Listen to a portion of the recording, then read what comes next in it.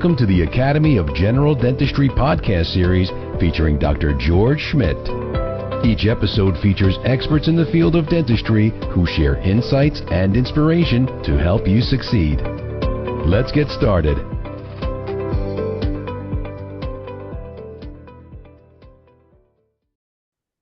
Hey, welcome back, everyone. We've got another fantastic show for you today as we welcome a great guest, Dr. ArNelle Wright. But before we begin, make sure you subscribe to our channel, hit the like button, and ring that bell. That way, you'll be among the first to be notified of all things AGD.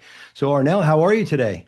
I'm doing very well. Thank you so much. How are you, George? Oh, I'm doing fantastic. Really great to have you on the program. And I know we're going to have some interesting conversation. But before we start that, I just want to tell the folks a little bit about you. So, Dr. ArNelle Wright is a proud mom, wife, and triple gator, Yes. earning her bachelor's, master's, and dental degrees from the University of Florida. So, shout out to the Gators. Yes, go As a general Gators. dentist, she is passionate about providing traditional oral health services while also educating her patients on the vital mouth-body connection that leads to overall wellness. A recognized leader in the field, Dr. Wright has been honored with several awards and achievements and has been featured in several magazines and podcasts. Dr. Wright has been involved with numerous organizations, including the Diversity in Dentistry Advisory Board, ADA Council member, ADA New Dentist Committee, Florida Dental Association, the National Dental Association, Dental Entrepreneur Women. I hope I pronounced that correctly. And Yeah. she's also a mentor to many other leaders. And if that's not enough, she was just featured in AGD Impact in the article 10 Content Creators Shaking Up the Industry in 2026. And that must be a great honor to be featured in that article. Yes, it really, really was. I'm just so grateful just that my colleagues are recognizing me, and that I'm able to give back to the profession, which has given so much to me as well. Yeah, and I know our team here at the AGD did a lot of research and they looked through a lot of social media and influencers and folks like that, and they stumbled on you for the article, and I think that's Whew. fantastic. So, how did that work on your end? How did you find out about all that? I was contacted through LinkedIn and I learned about it not only through LinkedIn, but there are several people who, once the article came out or knew that it was coming down the pipeline, they were, just kind of championing me, cheering me on and just saying, like, look at you go. And so it was really, really good to just learn that there were people who were just clapping for me. And I am, just elated still, to even be sharing and able to chat about it with you today. Yeah, fantastic. So everybody out there, make sure you look up and read that article. It's a great article. It's a great Yes. article. There's a number of other content creators in there as well. So I think it's a fantastic read. So, you didn't have sort of the direct line into the dental business, if you would. So tell us a little bit about your story Yeah. and how you got involved in dentistry. Yeah. So growing up, as you all may or may not know, dental care was not something that was, front and center for my family and I. We were really focused on survival. And I'm able to like look back on that and realize, just how, we just didn't have that access to care. Once I finally did have the access to care, it was really a great experience. And I started to just see myself through the provider who took great care of me. And then once I went off to college at UF, I connected with other dentists. I didn't really decide that I wanted to be a dentist until later on in school, in my undergraduate journey. But once I finally did, I started just connecting with people, other Gator dentists that were local in Gainesville, who almost took me under their wing and kind of told me the steps that I needed to take. And then that's what led me to getting the master's degree because I just didn't have all of those credits in the background. I just kind of needed to get myself together in order to apply to dental school. And so once I got into dental school, I realized that there were so many people that I would be able to help by becoming a dentist. I would be able to help not only by providing clinical services, of course, or clinical procedures, but just sheer education and showing that dentistry is a career opportunity for other people who had a similar upbringing and background as mine. So I do feel that dentistry was always gonna like find me in some way, shape, or form. I feel that it's definitely my calling and I'm able to impact so many people, not only my patients, my colleagues through some of my leadership ventures that I'm sure we're going to talk about as we, continue to chat today. But also those that are coming behind me that have no idea this big world of dentistry that's out there waiting for them like it was for me. Yeah, absolutely. I currently teach at Nova Southeastern down in Fort Yeah. Lauderdale, and I've taught at Rutgers and NYU. And one of the things that I've always noticed that is that folks that had a little bit more of a sort of a struggle background, let's say, or Hmm. or have come from, different paths, have Yeah. always excelled after. I Aw. think it, I think it I think it has a lot to do with that character that maybe builds when that happens, and, Hmm. and what you have to go through and the perseverance and all those things that you learn, right? Would you agree? Absolutely. Oh, yeah, yeah, yeah, yeah. So I just think that even entering into dental school, I was a little bit older. I had had work experience. I had understood like customer service, which dentistry is a very people-oriented profession. And so I treat my patients as if they were like, coming in for the service that they're getting. I want them to have a great experience. I want it to really be 5 star. I want to educate them on everything that they're signing up for, everything that they need.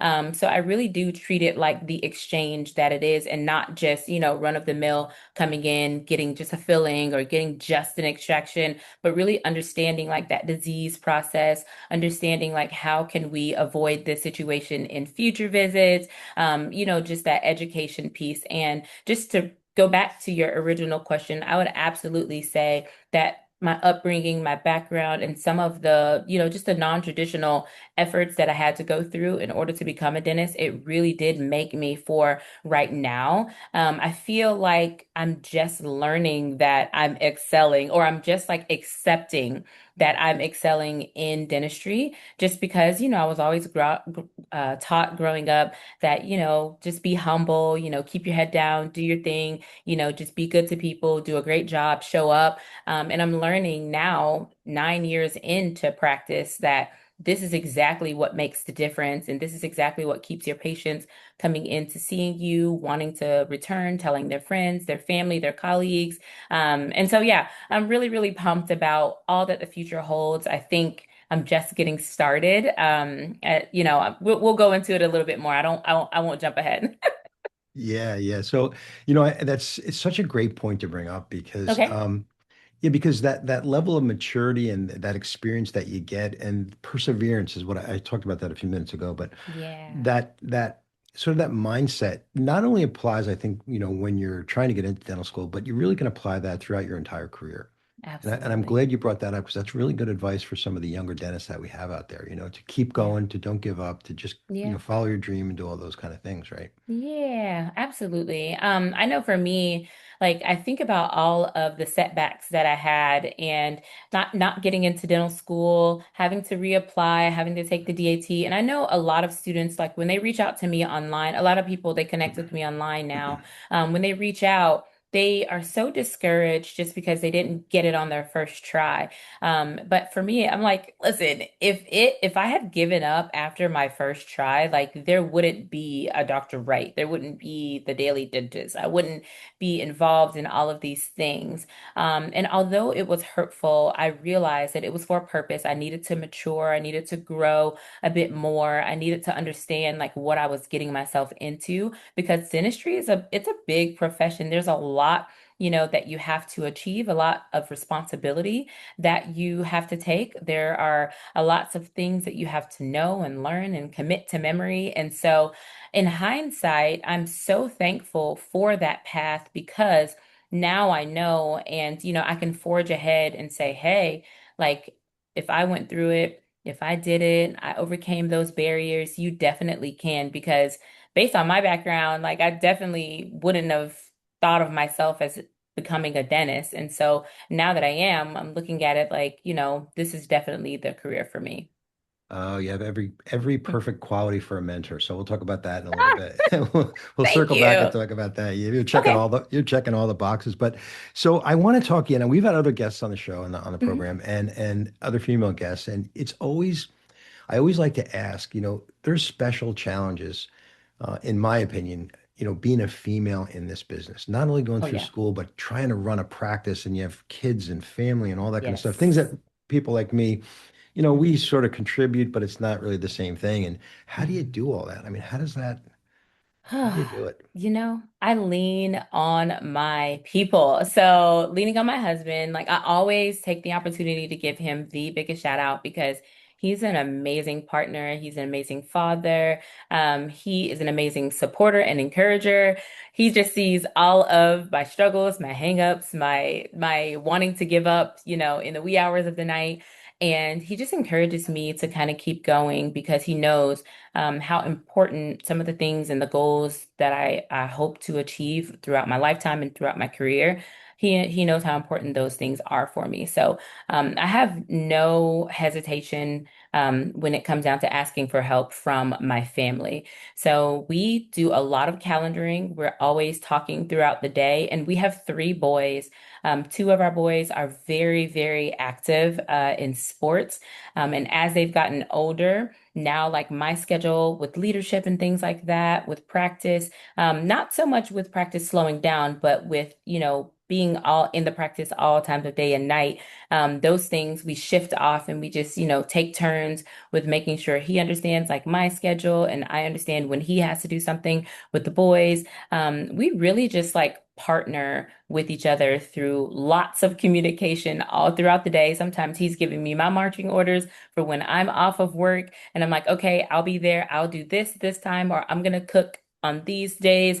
You're gonna cook on those days. So just really like leaning on and utilizing your support system, not being afraid to ask for help when you need it. Now, one area I will say in full transparency that I struggle with is leaning on like my colleagues for support. I try to navigate like the profession on my own. Like I can do a little bit better with that.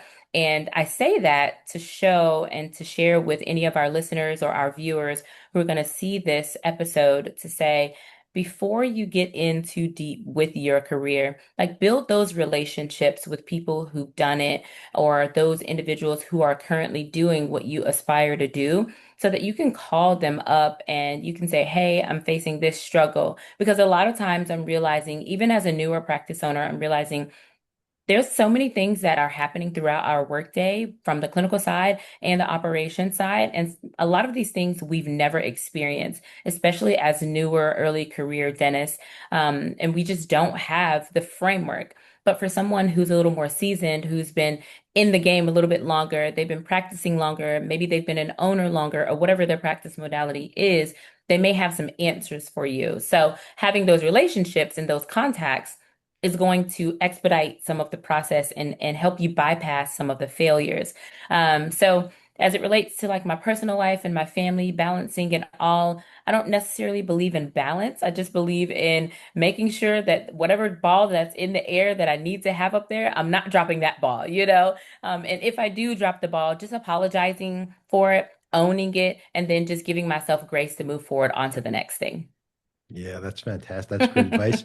And you just brought it up, and we talked a little bit about this before we came on. Yeah. Congratulations are in order, right? You have a new endeavor you're embarking I on do. now. Yes. Yes. So I do have a private practice. I transitioned from being an associate into private practice here recently. And honestly, it has been such a phenomenal journey. It's been a hard journey. I'm not going to say that it hasn't been without its challenges, but it has been very, very good for me, good for my family. I've been able to have a little bit more freedom in my schedule. Although in the very, very beginning, like that's not the number one thing is having that freedom in your schedule. I think the number one thing for me with, becoming a practice owner was being able to leave something or build a legacy for my children. And not only for, my biological children, but my mentees, and those people who look up to me online.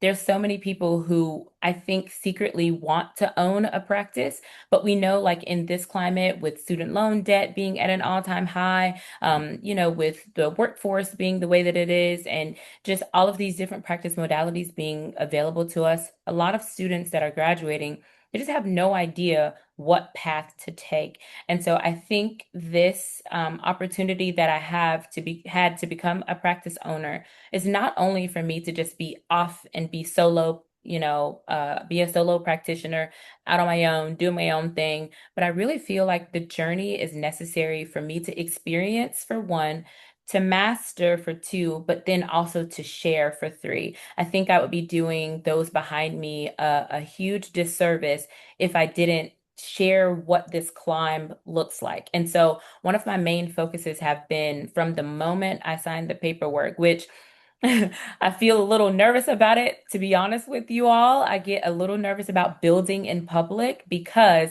it's like, whoa, you don't want to drop the ball or you don't want to fail. But I think it's really important for the next generation to see what it's like to own from the time, that you have the opportunity as opposed to the finish line. And I think over years, we've only seen the finish line, so we just don't even know what it takes to get there. We only get to see what it's like at the end. And I kind of want to show this journey and this process from the beginning all throughout and show its evolution and how it changes and how you evolve as an owner and as a clinician and maybe as a wife, as a mom, as a spouse, a husband, whoever is going to find my story. I just want them to know that there are so many pieces to the puzzle and I don't want them to only see the finished product. That was a lot. Yes. Sorry. Yeah, no, that's okay. Jumped No, into it. no, that's fantastic. And it's very inspirational and I'd really love to hear that kind of stuff. So what was the tipping point for you that Mhm. kind of pushed you from being an associate to own your own practice? And what do you say to a person, for lack of a better word, that needs to gather the courage to take that big step? Like, Oh yeah. So courage is huge because it is a huge leap. So I was working in like the DSO setting for the beginning of my career. I worked between two organizations. And to be honest with you, I thought that I was going to climb the corporate ladder because I've always been one that talks about leadership. I've always talked about mentorship, leading your team. There's so many levels of leadership, by the way. There's like organized industry, there's leading in practice, there's being a leader within the community. So there's just so many layers to it. And I've always tried to, rope those pathways into just some of the content that I posted online. So I thought that I was just going to climb the corporate ladder. And it turns out, like, I happened to be at the gym one day, and with all of my organized industry leadership experience, I had like this cup that had some dental stickers on it, and a broker who was at the same gym, we chopped up a conversation. She saw some of my cups and was like, "Hey, what are you doing?" And I was like, maybe one day I would like to own. I hadn't even really been thinking about ownership being really for me in a private practice setting. Again, I feel like you don't know what you don't know almost until you need to know it. And in that moment, I started thinking about it like, I guess I should explore this opportunity. And then, one thing led to another, one conversation led to another, and there I was visiting a practice that was nearby in the area where I lived, and I made an offer, and like you said, it was just a really courageous step. Nothing really bad happened that pushed me to that point outside of, management changes within like my DSO setting, but for the most part, it was a nice experience. I wasn't just like super angry and upset when I left.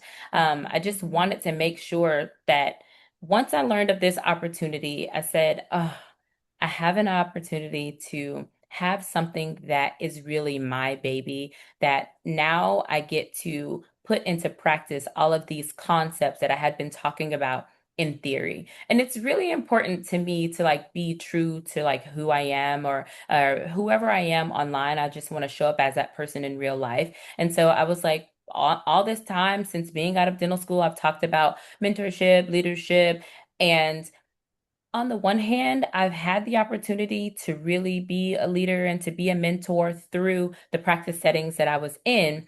But there were times where I did feel a little limited because I was under the umbrella of an organization. And so, you have to walk a fine line on some of the things that you can share, and just being respectful because you do represent the brand and all of these things. Or at least this is the way that I thought about it when I was working as an associate. And so I wanted to see myself as, an independent owner. I wanted to see if I can really do all of the things that I said, I had been teaching about online as a solo practitioner and as a practice owner. And so once I had the opportunity, I jumped on it, and it started to happen over like a year's time. And I feel like it's really been the thing that I like, the jump or the leap that I needed to take in order to give back to those who are coming behind me. And I think just as it relates to mentorship, I'll just mention this really quickly. I've had a few group calls like starting in 2020 around like during the height of COVID, right? I know it's like 20, was that 2020?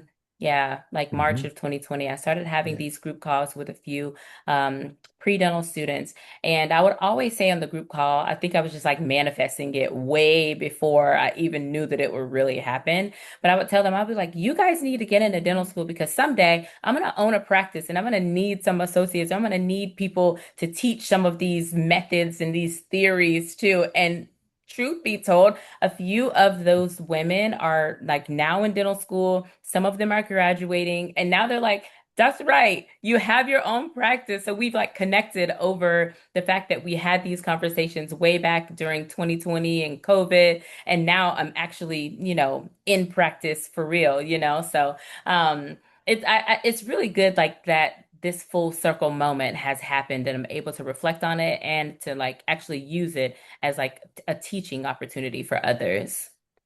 Yeah, no question about it. And so it's just like going swimming. Sometimes the water is really cold. You just have to Yeah, jump in. You just have to you jump in, and do. it's worth it when it's all over, right? It Uh, is. being Yeah, I'm learning that. being on the other end of that journey, I've kind of gone through all that. But I do have a lot of my students. They do. That's the entry point for a lot of the students nowadays is the DSO, right? And Yeah. and so I think this is a really good conversation to sort of get them in the mindset that that might be the stepping stone to things like you're doing.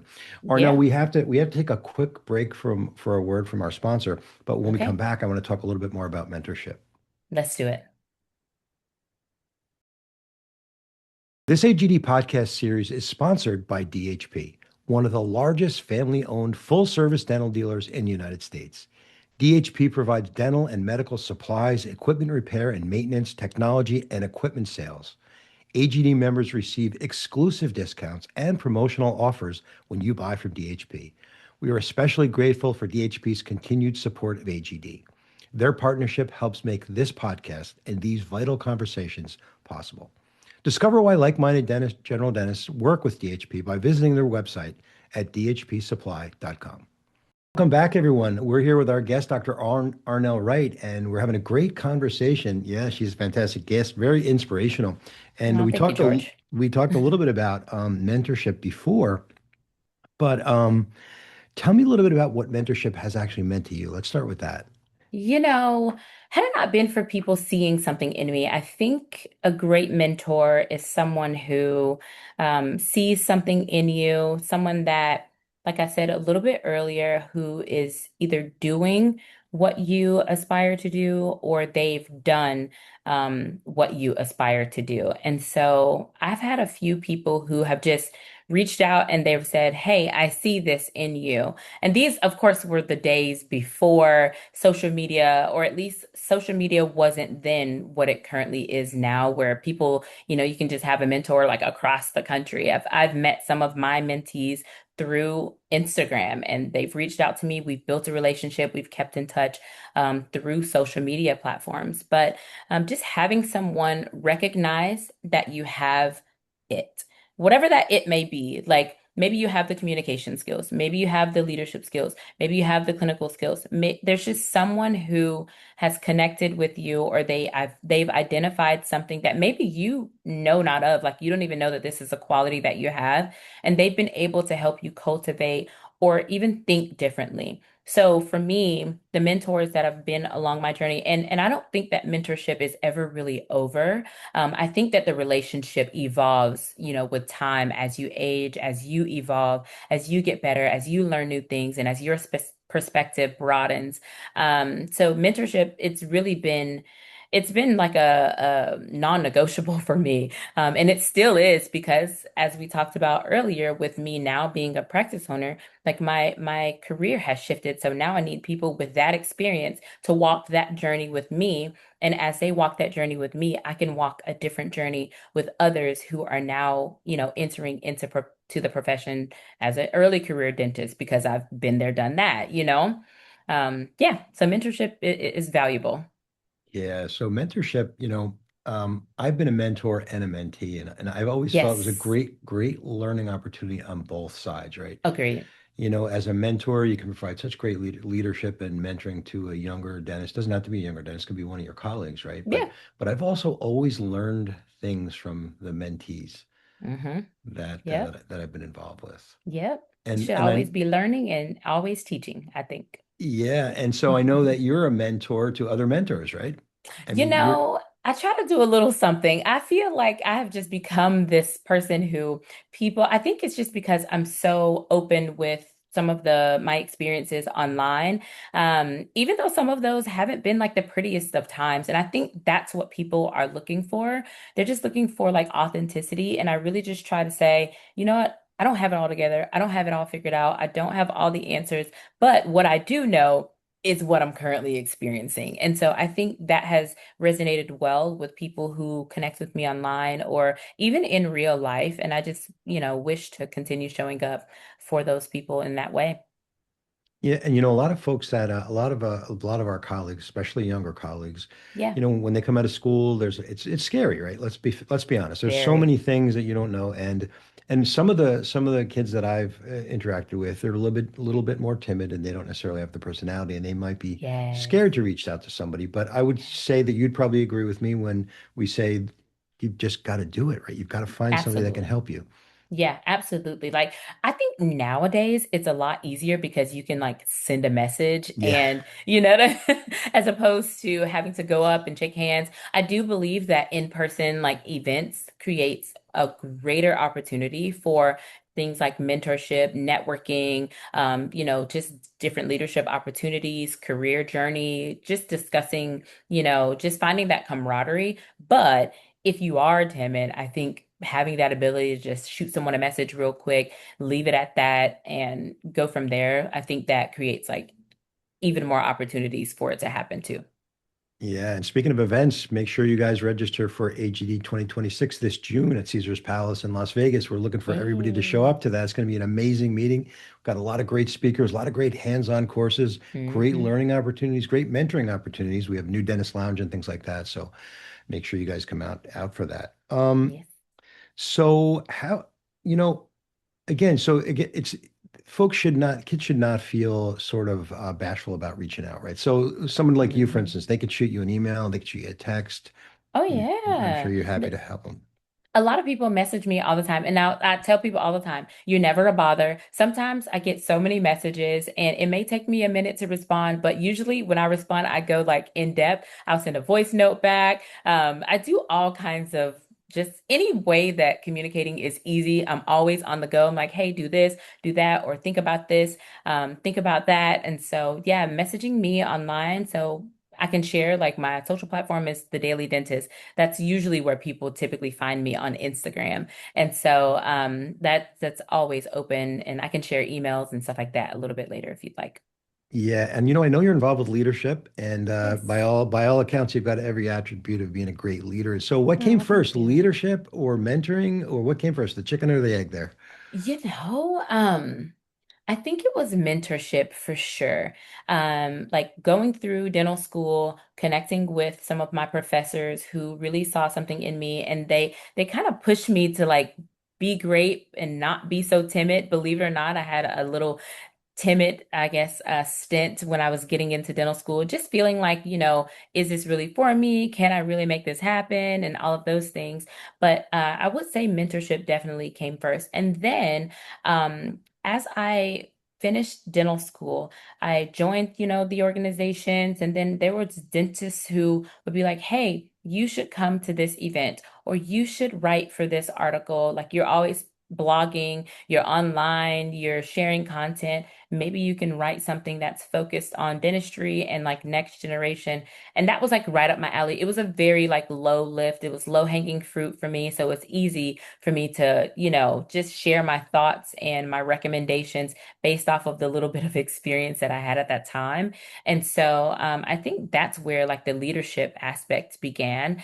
And if there's one piece of advice that I would give to like next generation that's thinking about like how they can get involved and learn more about the dental profession itself, how it operates, dental organizations, I would say just go to a meeting, maybe see if there's somebody that can go with you, and just ask questions. Be open, put your hand up, volunteer and say, yes, I'll do this thing, because it does open up a huge world for you, that I don't think we get to even learn about in dental school. It's one of those things that you learn by doing or learn by being in the room. Absolutely. And, on that note, here at the AGD, it's that time of year where we're looking for council and committee appointees. So I'm glad you brought that Ah, up. Yeah. So, okay. yeah. So on agd.org, you can look there if you're interested in serving either nationally or locally. We're always looking for great folks to kind of Yeah. step up. And there's so many different things that we need help with and different things that, different skill sets and things like that. So make sure you look at agd.org and find that. And we'd be happy to try to help you get started in that. Get you So, plugged in. yeah. So listen, you got so many other things going on, and you're doing so many things with your new practice and the family and all that kind of Yeah. stuff. But you're also an accomplished podcaster. So tell me about your podcast. Okay, so I host two podcasts. The one that I'm probably known for the most is through the American Dental Association. It's the Dental Soundbites podcast. And we are now heading into season 8 of that. I have been one of the co-hosts from inception. And that's probably something that I'm so proud of, because I do get to meet a lot of guests. And as much as I'm hosting that podcast, I'm also learning from everybody that we Mhm. bring on. Especially now with my new journey being a practice owner, there are some tips and jewels that I'm able to glean from the guests, and I can just go back and say, I need to double click on this, or I need to look into this a little bit more. But the podcast that most people who may not even know, about the Dental Soundbites podcast, they may know me from the Dental Femme podcast. This is something that I started very recently, and it's really geared towards sharing the fact that we are multi-passionate. We are podcasters, we are speakers, we are entrepreneurs. There's just so many things that we get to do in dentistry. And I didn't learn that all of these opportunities would be available to me until I started going to different meetings, and I started like making connections at different conferences with all of our colleagues. And so on that podcast, I just talk about my journey and transitioning from being an associate to now an owner. I talk about leadership. I talk about, just things that we typically do not learn in dental school, like practice management, conflict resolution within your dental practice or among the dental team as an associate and as an owner. And here recently, I've started bringing on guests to talk about some of their journeys, to highlight those stories and give a different perspective and reach like a broader audience. Like, one of my main things is I just think that more dentists need to use their voice. They need to share their stories, because by sharing our stories, I believe that we give others, those behind us, a roadmap to follow, or at least like an idea of a path ahead. And we don't have to navigate the journey or navigate the profession blindly. So that's just like my main thing of just making sure that we have so much information, not information overload, but enough information to like make really, really good career decisions. Yeah, looking forward to that. I'm going to put it on my Yeah. podcast list, so I'll be tuning in. Oh, Uh, thank you, George. yeah. So we're almost out of time, Okay. but I want to close with this. So I read Mhm. somewhere in some of the work that I was doing that one of the things you say is make sure you know your why is strong. So what do you Yes. mean by that? That's how I want to end this. Oh, that's so good. So I'm really big on core values. I'm big on personal growth and development. I think having a strong why, having a clear just set of core values is a starting point for anybody wanting to do anything great or to be successful in anything. Because once you grow in your profession, and you probably know this, you're going to be just pulled in so many directions. And it's easy to be tossed to and fro, and, to go this way one day or to go that way one day, and then lose focus on the main thing. And so I think having a clear set of core values and having a clear why that deep within your heart of hearts, it helps you reel it back in when everything is, when you're in a tangled web.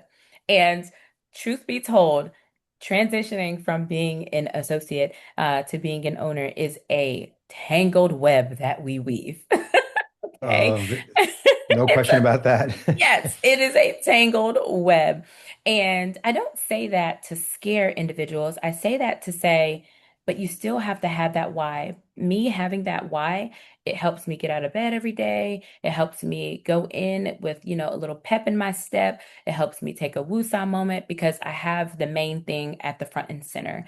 And so I think, I mean, I know we don't have time to go even into this, but I'll end with this as well. I think having those strong core values and that strong why also helps you when, the going gets tough. It helps you pull yourself up and it helps remind you that, you can keep going or you're not alone. And also sharing that why with other people so that they too can remind you and hold your feet to the fire when you do want to give up, kind of like my husband does with me all the time.